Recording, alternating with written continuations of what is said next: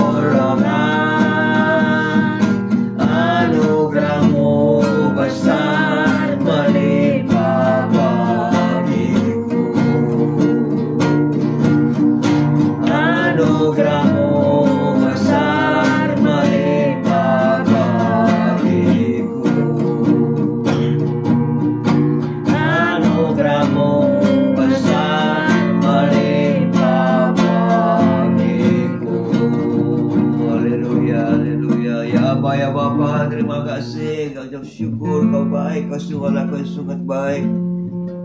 Pagi hari ini Kau tetap menyertai kami dalam siaran gembala, siaran renungan pagi hari ini ya Tuhan. Sebentar lagi Kau baca firman-Mu, merenungkan firman-Mu. Kau buka hati pikiran kami agar kami dapat menerima firman-Mu. Kau berikan pengertian bagi kami agar kami mengerti akan firman-Mu. Dan Kau berikan iman yang kuat bagi kami agar kami dapat melakukan firman-Mu dalam kehidupan kami ya Tuhan Yesus.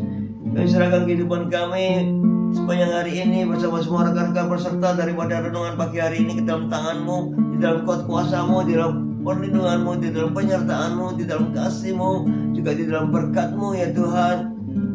Terima kasih Tuhan, dan Kau tetap berikan kesehatan, kekuatan bagi tubuh kami agar kami dapat melayani Kau lebih lagi. Dalam nama Yesus kami sudah berdoa dan syukur.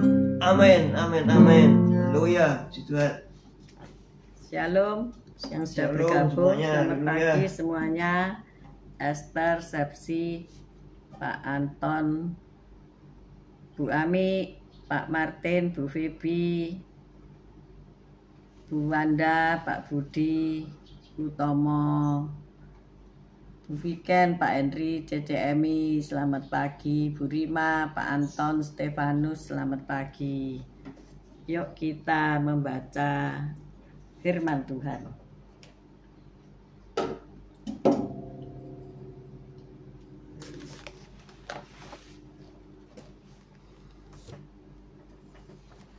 Tema kita hari ini adalah belajar tentang penyebab penyakit ya. Banyak orang yang sakit yang pemahamannya salah. Merasa sakit penyakit itu dari Tuhan, dari Allah ya. Allah memberi cobaan sakit penyakit. Kemarin kita belajar bahwa Allah bukan pemberi sakit. Allah bukan pemberi penyakit. Kita belajar bahwa Yesus Kristus itu penyembuh dunia ya. Amin. Kalau dia menyebabkan sakit atau dia penyebab sakit, tidak ada gunanya dia naik ke atas kayu salib, mengorbankan dirinya, memberikan nyawanya supaya kita yang seharusnya mati menjadi hidup. Jadi Allah bukan pemberi penyakit, bukan asal sakit penyakit, bukan. Nah, penyebab penyakit itu siapa? Oknumnya dan apa sebabnya ya. Selamat pagi Pak Nelson, Bu Foni, selamat pagi. Yuk kita belajar tentang penyebab penyakit, yaitu secara umum disebabkan karena manusia jatuh dosa ya. Jadi pekerjaan setan dan anak buahnya itu mengakibatkan kejatuhan manusia ke dalam dosa. Juga karena apa? Hukum menabur dan menuai. Jadi penyebab penyakit itu secara umum ya. Ini disebabkan kejatuhan manusia di dalam dosa dalam kitab Kejadian. Kemudian adalah karena pekerjaan setan dan anak buahnya. Kemudian karena hukum menabur dan menuai. Jadi ada 3 alasan penyebab sakit penyakit. Yang pertama, manusia jatuh dalam dosa. Yang kedua, pekerjaan iblis dan anak buahnya. Yang ketiga, karena di bumi ini berlaku hukum menabur dan menuai ya. Kita tinjau sekarang satu persatu. Allah adalah sang pembuat hukum ya. Kita tahu bahwa Allah adalah sang pembuat hukum. Tetapi Allah bukan penyebab langsung dari sakit penyakit. Allah tidak pernah menghendaki seorang pun sakit. Ya, ini dicatat baik-baik. Sakit itu bukan kehendak Allah. Jadi jangan katakan, oh Allah memberi aku sakit ini supaya aku bertobat. No, ya, bukan. Dia telah bersedia untuk menyembuhkan orang sakit. Maka mustahillah kalau dia Allah sebagai penyebab sakit penyakit. Justru Yesus Kristuslah sang penyembuh. Kita kalau sakit kan minta tolong kepada Allah Bapa di surga, kepada Yesus Kristus, kepada Roh Kudus Trinitas ya, untuk kesembuhan kita. Amin. Amin. Allah membuat hukum menabur dan menuai. Karena apa? Di bumi ini tidak habis-habis ya. Petani menanam, menabur, beberapa bulan lagi menuai. Nggak akan habis-habisnya musim hujan, musim kemarau, 4 musim, itu nggak akan habis ya. Allah tidak pernah menyebabkan makhluk yang berkehendak bebas untuk melanggar hukumnya. Kita, selamat pagi Bu Lastri, kita diberi hukum oleh Tuhan ya. Ada 10 perintah Allah itu. Dia tidak pernah menyebabkan makhluk yang berkehendak bebas. Kita ini dikasih free will ya, dikasih kehendak bebas. Di Taman Eden kita dikasih kehendak bebas, tapi ada satu hukum, yaitu tidak boleh makan pohon pengetahuan yang jahat dan yang baik. Itu tidak boleh. Ada satu pohon yang tidak boleh dimakan. Dan Allah tidak menghendaki manusia melanggar hukumnya. Benar apa enggak Pak Gem? Benar ya. Pak Gem agak maju karena tadi saya bawa gitar, jadi Pak Gem ke belakang. Sekarang bisa sejajar. Gitarnya nggak ada. Nah, jadi di Taman Eden itu Allah memberi kita free will, kehendak bebas, dan free will itu tidak pernah dicabut ya. Jadi kita bebas mau menurut perintah Tuhan atau enggak ya. Dulu anak saya kalau tidak nurut ya, saya ya tidak gepui, tidak mukuli, tidak apa-apa, tidak melakukan kekerasan, enggak. Cuma saya bilang gini, dia tidak nurut minta es krim. Padahal nanti kalau dia makan es krim, dia bisa batuk ya, karena masih balita ya. Nah, saya katakan aja, terserah kamu mau makan atau tidak. Karena dia nanti nangis geru-geru ya, saya tidak suka itu. Silakan, kalau kamu makan, kamu tanggung akibatnya, yaitu kamu harus pergi ke dokter dan minum obat, saya katakan begitu. Nah, terus dia mikir, kalau kamu tidak makan es krim, ya kamu tidak usah ke dokter. Tapi aku tidak mau mengantar ke dokter juga, biar kamu sama apa itu asistennya, susternya itu yang pergi, saya bilang gitu. Biar dia takut gitu loh maksudnya. Tapi dia enggak takut loh ya, free will. Aku makan katanya gitu. Ya terserah, dia makan. Dan setelah dia makan, terus dia menderita sakit, batuk-batuk. Nah, iya kan? Ya antarno aku ke dokter katanya gitu ya. Ya saya antarlah ke dokter. Tapi saya enggak mau ngomong sama dokter. Kamu sendiri yang harus ngomong, kamu kena apa. Masih kecil sih dia ya. Dan akhirnya apa? Dokternya sampai ingat ya. Oh ini Dani ya. Terkenal karena apa? Kok kecil berani ya sama dokter. Dan dia mengatakan dia batuk bla bla bla bla bla. Ya saya tekankan harus bertanggung jawab. Atas tindakan free will itu kita harus bertanggung jawab. Dan saya didikkan dari sejak kecil dia harus bertanggung jawab atas semua free will yang dia miliki, yang dia kerjakan gitu ya. Pak Gem bertanggung jawab enggak? Ya harus bertanggung jawab. Iya, harus bertanggung jawab, cari uang ya.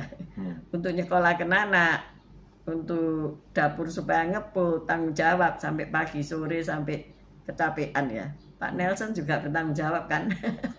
Sampai anak-anak selesai ya, sampai akhirnya apa itu menikah ya. Dan Pak Gem sudah melakukan tanggung jawabnya dengan baik. Dani sudah jadi orang yang berguna ya. Itulah tujuan kita.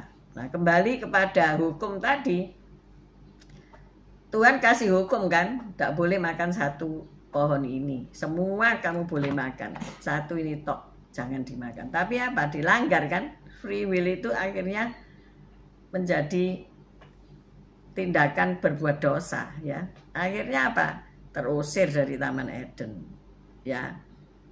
Kemudian yang selanjutnya, Allah tidak adil jika mencegah kita menuai ketidaktaatan yang kita taburkan. Artinya apa? Ketika kita tidak taat, pasti ada masalah kan ya. Contohnya ini Pak Gem taat rambu lalu lintas apa enggak? Ada yang melanggar pasti itu. Nah itu pendeta aja melanggar ya. Apalagi kalau pakai jalan tol yang sebelah kiri sekali itu, wah itu badan jalan dipakai ya karena telat khotbah ya. Pendeta itu ya. Saya bilang sama Pak Gem guyonan ini ya, jangan ditiru Pak Nelson ya. jalur pendeta ini. Loh, kamu kok pakai jalur pendeta ya? Kalau ditangkap nanti saya ngomong, saya telat khotbah Pak. Gitu maaf ya. Pak, Maaf, saya Pak. terlambat ada jadwal khotbah itu Pak. Nah ini kan pelanggaran ya. Kita suatu saat nanti menuai ketidaktaatan itu. Ada sekelompok hamba-hamba Tuhan, bayangkan ya hamba-hamba Tuhan yang tidak taat pada jalur itu. Dan akhirnya terjadi kecelakaan yang luar biasa. Dan mungkin sekarang mereka bertobat atau enggak, saya nggak ngerti. Tetapi kecelakaan itu terjadi luar biasa seremnya ya. Jadi Allah tidak adil kalau Allah mencegah kita menuai ketidaktaatan yang kita taburkan. Mungkin sekali tidak taat masih diampuni ya. Kedua kali, ketiga kali terjadilah yang tidak kita inginkan. Jadi harus taat ya. Tabur tuai tadi itu Tabur ya. tuai itu terjadi. Itu contoh yang gampang aja ya, kita kalau nggak boleh makan makanan yang berlemak, tapi kita kan dablek ya, mesti makan makanan yang berlemak. Ya nanti kita yang menuai hasilnya ya. Kolesterol naik. Kolesterol naik, segala penyakit-penyakit timbul karena ketidaktaatan kita, yaitu tabur tuai juga ya. Nah ini ada peserta yang luar biasa, Daniel, Tirsa, dan Bunle. Selamat pagi ya. Selamat mendengarkan renungan ini dan melakukannya. Amin. Jadi perlu pertobatan untuk ketidaktaatan itu ya. Yang kedua, setan pelaksana hukuman. Di dalam Alkitab banyak petunjuk yang menyatakan bahwa setan adalah penyebab sakit penyakit, pelaksana hukum dosa. Matius 9 ayat 32 sampai 34. Matius 9 ayat 32 sampai 34. Matius 9 ayat 32 sampai 34. Matius 9 ayat 32. Sedang kedua orang buta itu keluar, dibawalah kepada Yesus seorang bisu yang kerasukan setan. Dan setelah setan itu diusir, dapatlah orang bisu itu berkata-kata. Maka heranlah orang banyak, katanya, yang demikian belum pernah dilihat orang di Israel. Tetapi orang Farisi berkata, dengan kuasa penghulu setan ia mengusir setan. Nah inilah orang tidak percaya berkata, oh dia itu punya kuasa setan sehingga setannya diusir mau pergi. Ya masa setan mengusir setan, saudara, ya enggak masuk akal. Jadi maksudnya dia yang ngusir ini bolonya setan, jadi setannya juga nurut gitu loh. Ya enggak lah, karena Ya, kalau itu. sama-sama kan ya satu geng ya, enggak mungkin bertindak berlawanan gitu ya. Jadi di sini kita belajar sebagai si setan ini sebagai pelaksana hukuman, ya hukuman ketidaktaatan. Jadi penyebab sakit penyakit salah satunya adalah pelaksana hukuman ini si setan ya. Orang bisu itu sejak lahir bisu ya. Tetapi itu karena dirasuk roh jahat. Jadi Yesus melepaskan dia dari setan atau roh jahat, maka ia bisa berkata-kata. Tetapi komennya dulu tidak ada netizen ya. Kalau sekarang komennya netizen, oh itu dia penghulu setan makanya bisa ngusir setan. Loh masa ketuanya ngusir anak buahnya, kan tidak mungkin ya. Malah justru harus sampai mati gitu ya. Menderita sampai mati. Kita baca lagi Matius 12 ayat 22 sampai 28. Matius 12 ayat 22 sampai 28. Matius 12 ayat 22. Kemudian dibawalah kepada Yesus seorang yang kerasukan setan. Orang itu buta dan bisu. Lalu Yesus menyembuhkannya sehingga si bisu itu berkata-kata dan melihat. Maka takjublah sekalian orang banyak itu, katanya, ia ini agaknya anak Daud. Tetapi ketika orang Farisi mendengarnya, mereka berkata, dengan Beelzebul penghulu setan ia mengusir setan. Nah, kembali ya. Amen. orang yang tidak percaya, orang yang berseteru dengan Tuhan Yesus mengatakan bahwa setan mengusir setan. Ya enggak bisa lah. Yesus dengan kuasanya dari Bapaknya, dari Roh Kudus mengusir setan itu keluar sehingga ia dipulihkan kembali, dapat berkata-kata dan dapat apa tadi? Melihat. Karena ia buta. Itu sejak lahir ya, ia sakit seperti itu. Jadi kita melihat bahwa bukan Allah yang memberi sakit penyakit, tetapi sakit penyakit diberikan kepada kita oleh setan ya, karena ketidaktaatan kepada hukum-hukum Tuhan. Dia adalah pelaksana hukum dosa ya. Makanya itu dia mesti minta izin ya, waktu mau mencobai Ayub, boleh enggak aku mencabut benteng perlindungan yang kau pasang atasnya? Oh ya silahkan, tapi Tuhan ngomong sayangkan nyawanya. Dan setan taat ya, tidak ngambil nyawanya. Nah, inilah kita belajar tentang dua hal. Kenapa? Kok kamu sakit? Kok saya sakit? Kok manusia sakit? Sebabnya dari apa? Nah, ini penting kita ngerti, kita tahu, sehingga kita tidak salah kaprah, sehingga kita mendapatkan kesembuhan ilahi ya. Bayangkan orang bisu tuli aja dari lahir ya bisa pulih ya, apalagi yang Anda tidak apa-apa tapi sakit. Nah pasti disembuhkan. Amen. Karena Tuhan sang penyembuh. Minta aja kesembuhan ilahi ya. Halo Ibu Margaret Pangestu, selamat bergabung. Bu Tiar, selamat pagi. Bu Nurmala, good morning. Kita belajar tadi dua hal. Allah sang pembuat hukum, dan Allah bukan penyebab langsung dari sakit penyakit. Yang kedua, setan sebagai pelaksana hukuman. Yang ketiga, karena manusia melanggar hukum. Ya, sang manusia ini pelanggar hukum. Hukum lalu lintas saja dilanggar ya. Manusia harus bertanggung jawab atas apa? Apa yang ditaburnya. Jadi apa yang ditaburnya itu pasti akan dituainya. Ya. Kalau kita nabur biji lombok, pasti kita akan melihat tumbuh-tumbuhan lombok dan pada akhirnya lombok itu berbuah.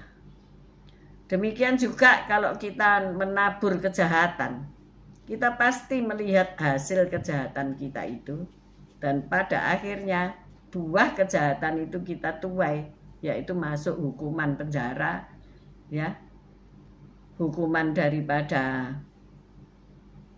apa itu, akibat perbuatan kita. Kalau Anda mencuri, kedapatan mencuri, nah dimasukin bui ya, akhiran i semua ya. Ada jemaat yang anaknya mencuri ya, lah kok mencuri itu loh ya, di masjid ya, sound systemnya masjid itu loh dicuri. Nakal memang anaknya ini ya. Sound systemnya masjid itu dicuri, kemudian ia lari karena dikejar ya, dikejar masa lari, terus dia bilang begini, terus ketangkep ya. Terus kisahnya dia kilas balik ya, ketika mungkin karena masih di bawah umur, jadi tidak dibawa ke pengadilan ya, tapi karena barang juga sudah dikembalikan, maka ia juga dilepaskan. Tapi ia berkata begini, lah kok sandalku ini tidak kompromi, katanya begitu. Jadi sandal gapitnya itu apa itu putus. Sehingga ia tidak bisa lari cepat, sehingga ia ketangkap gitu ya. Nggak ada ya kompromi dengan dosa itu ya. Bahkan sandal pun ngerti ya kalau ini perbuatan dosa, sampai copot jebol saudara-saudara, sampai putus sehingga ia tertangkap ya.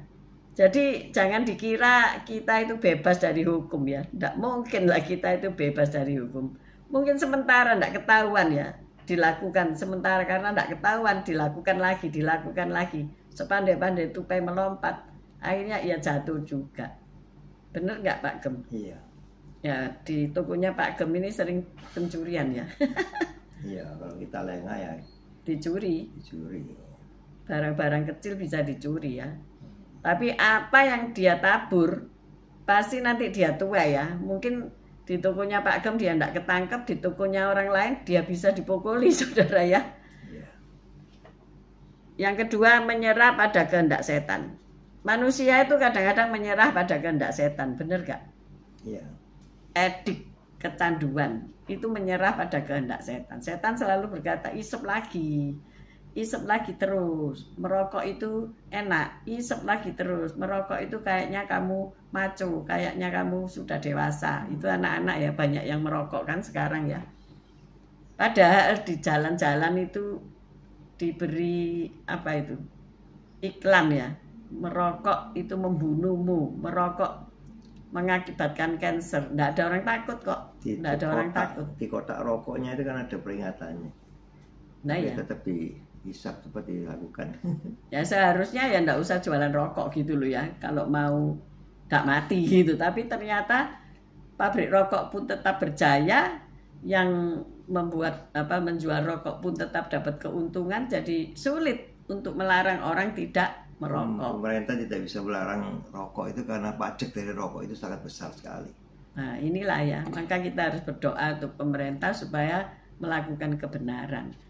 Itu kan menyerah pada kehendak setan ya. Kita nyerah, ya sudahlah, pemerintah yang mengizinkan dan ya aku nyerahlah pada kehendak setan ya. Terus apa? Akhirnya kanker ya. Saya kan kanker paru-paru ya, karena sehari ngerokoknya itu kayak sepur, tidak pernah berhenti sampai berslov-slov ya. Malam begadang. Ya malam kalau tidak bisa tidur. Orang-orang yang kehilangan pekerjaan itu kan pusing, bukannya cari kerja tapi cari rokok ya. Akhirnya itu kan pintu masuk ke dunia narkoba. Akhirnya ngerokok kok kurang sip, akhirnya nyoba nyabu, ganja dan sebagainya. Akhirnya edik. Nah itulah ciri-ciri orang yang menyerah pada kehendak setan. Tawaran-tawaran dunia ini tidak bisa habis ya. Kita tidak bisa menutup pabrik rokok, kita tidak bisa menutup pabrik narkoba, kita tidak bisa menutup tanaman ganja itu tumbuh, benar nggak? Semua ada ya, yang baik dan yang jahat itu semua ada di bumi ini. Tapi jangan menyerah pada kehendak setan. Kalau engkau menyerah pada kehendaknya, yaitu untuk ditelan maut, untuk dibinasakan oleh maut, dibinasakan oleh kematian, ya sudah, nikmati hasilnya ya. Ada banyak orang yang paru-parunya itu tinggal separuh ya. Tinggal separuh itu bisa hidup loh. Bisa hidup, tapi ya tidak bisa kerja. Apalagi kerja keras tidak bisa ya. Nafasnya pendek pasti. Nah, jadi saya itu dibuang separuh, masih hidup, tapi 3 bulan kemudian ya meninggal karena kanker paru-paru. Kanker itu kalau sudah merambah ke paru-paru, tipis kemungkinan untuk bisa hidup kecuali mujizat Tuhan ya. Nah inilah karena apa? Engkau harus bertanggung jawab pada free will tadi ya. Yang ketiga, menyerah pada dosa. Dosa itu apa sih? Miss the target. Artinya kalau seperti pemanah itu ada papan dart ya. Yang tengah-tengah itu harus tepat di sasaran.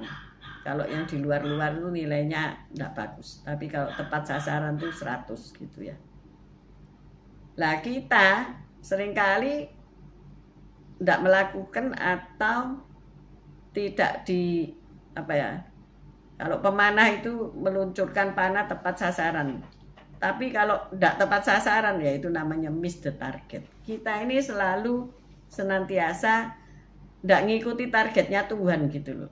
Tuhan mau kita misalnya jadi hamba Tuhan, Tuhan merencanakan kita jadi orang yang baik, yang berguna, tapi kita senangnya ke arah dosa ya.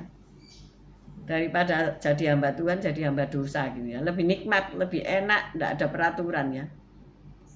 Peraturan harus bangun pagi nggak ada, di skip karena tidurnya larut malam ya. Jadi menyerah pada dosa ya. Jam itu diputer-puter sesuka hati, tidak sesuai dengan kehendak Bapa ya. Mana sorgawi turun pada fajar ya. tapi kita masih ngorok, akhirnya nggak dapat berkat ya saudara. Ayo belajar bangun pagi lebih pagi. Kalau saudara ikut siaran ini jam 6 tepat, itu sudah luar biasa. Saya harus bangunnya itu 3:30 karena harus ada doa dulu, 4:30 harus bersiap. Ini kan perintilan apa ini? Perintilan online ini tidak gampang ya saudara, menyerasikan 4 HP bahkan 5. 1, 2, 3, 4, 5 untuk baca Alkitab ya. Kalau kita baca Alkitab buku kelamaan kekecilan tulisan ya, sudah lansia kan berdua. Jadi kita mau apa? Tidak mau menyerah, kita tidak mau menyerah pada kehendak setan. Kadang-kadang setan tuh membisiki gini, ini kan hari libur ya, enakan tidur aja, diliburkan naik. Saudara nek 1 kali diliburkan, itu mulai lagi itu susah. Jadi yang sudah ajek ya, sudah ajek itu jangan dilibur-liburkan. Amin. Kalau libur, tapi aneh ya, iya Pak Gem. Kalau orang kerja kepengen libur ya. Tapi kalau libur terus pengen cari kerja ya. Ya inilah, jangan kita menyerah pada dosa ya. Dosa itu tadi miss the target. Mari kita fulfill the destiny of God. Fulfill destiny of God. Menggenapi rencana Allah dalam hidup kita. Amin. Amin. Terakhir yaitu melanggar hukum Allah. Ya, hukum Allah the 10 commandment. Saudara bisa baca di Keluaran 2:20 ya. Itu semua adalah hukum-hukum Allah. Apakah itu tidak berlaku? Tetap berlaku. Di Perjanjian Baru diringkas menjadi hukum kasih. Kasihilah Tuhanmu dan kasihilah sesamamu manusia seperti dirimu sendiri. 20 hukum itu nanti dibaca ya. Dan jangan dilanggar. Hormatilah orang tuamu. Ya dihormati. Anak-anak sekarang kan banyak yang tidak hormat ya. Manggilnya hi guys gitu. Papa dipanggil apa? Seenaknya sendiri namanya. Ya kres-kres gitu. Tapi anak saya enggak, tetap manggil papa dan mama ya. Oke. Jadi kita hari ini sudah menyelesaikan the gospel of divine healing. Besok kita akan belajar tentang gospel of blessing. Nah, ini senengannya orang-orang.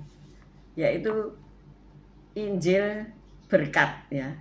Injil berkat, bagaimana kita bisa diberkati, bagaimana kita tidak miskin absolut ya, bagaimana kita bisa berubah dari miskin menjadi kaya, dari kaya menjadi miskin.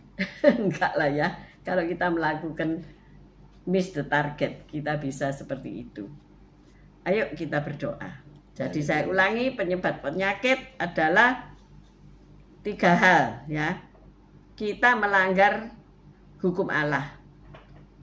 Yang kedua, si setanlah pelaksana hukuman itu. Yang ketiga, manusia pelanggar hukum. Itulah yang menyebabkan kita sakit. Ayo kita berdoa. Haleluya. Terima kasih Tuhan Yesus atas firman-Mu, sehingga kami mau lebih taat terhadap hukum-hukum yang Kau berikan bagi kami. Ya, semua ketetapan-ketetapan firman-Mu, peraturan-peraturan yang Kau berikan bagi kami mau taat melaksanakan, dan Kau berikan kekuatan bagi kami, iman bagi kami, untuk kami dapat melakukan hal-hal yang terbaik yang Engkau ajarkan kepada kami, sehingga hidup kami terjadi hidup yang terpimpin, hidup yang dipimpin oleh Tuhan Yesus, sehingga hidup kami akan, jalan-jalan kami akan lurus, tidak bengkok-bengkok, sehingga menyebabkan masalah sendiri bagi kehidupan kami ya Tuhan Yesus.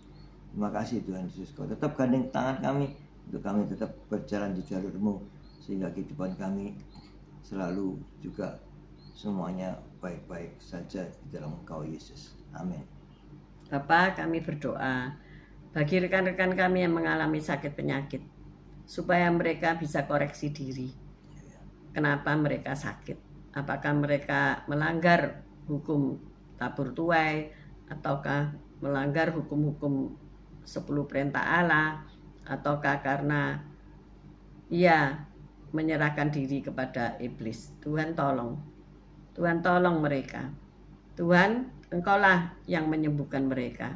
Bahkan orang yang sakit dari lahir saja Engkau mampu untuk menyembuhkannya. Karena Engkaulah bukan penyebab atau pemberi sakit penyakit, tetapi Engkau berniat untuk menyembuhkan. Biarlah mereka yang hari ini sakit apapun di dalam dirinya, Tuhan pulihkan, Tuhan sembuhkan. Juga kami berdoa untuk acara besok, kita belajar tentang Injil berkat, supaya Tuhan kami ngerti mengapa kami menghadapi banyak kesulitan ekonomi, mengapa kami tidak bisa berhasil dalam bidang ekonomi. Tuhan, beri kami hikmat marifat-Mu, beri kami penyertaan-Mu dalam bidang ekonomi ini. Terima kasih ya Tuhan. Kami mengangkat kedua belah tangan kami untuk menerima berkat-Mu. Tuhan memberkati engkau, Tuhan melindungi engkau. Tuhan menyinari engkau dengan wajahnya dan memberikan engkau kasih karunia. Tuhan menghadapkan wajahnya kepadamu dan memberikan engkau damai sejahtera. Terimalah berkat dari Allah Bapa, Putra, dan Roh Kudus, berkat kasih, sukacita, damai sejahtera mulai pagi hari ini sampai Maranatha Tuhan Yesus datang untuk kedua kalinya, bahkan sampai selama-lamanya. Mari yang sudah menerima berkat Tuhan katakan bersama, amin, amin, amin. Amin. See you tomorrow guys. Terima kasih yang baru bergabung, juga yang nanti siang, nanti sore, nanti malam bergabung. Tuhan Yesus memberkati. Kami juga ada di YouTube. Ini direkam, nanti diupload. Terima kasih untuk semua yang subscribe, like, dan komen. Tuhan Yesus memberkati. Tetap sehat, tetap semangat. Haleluya, Tuhan.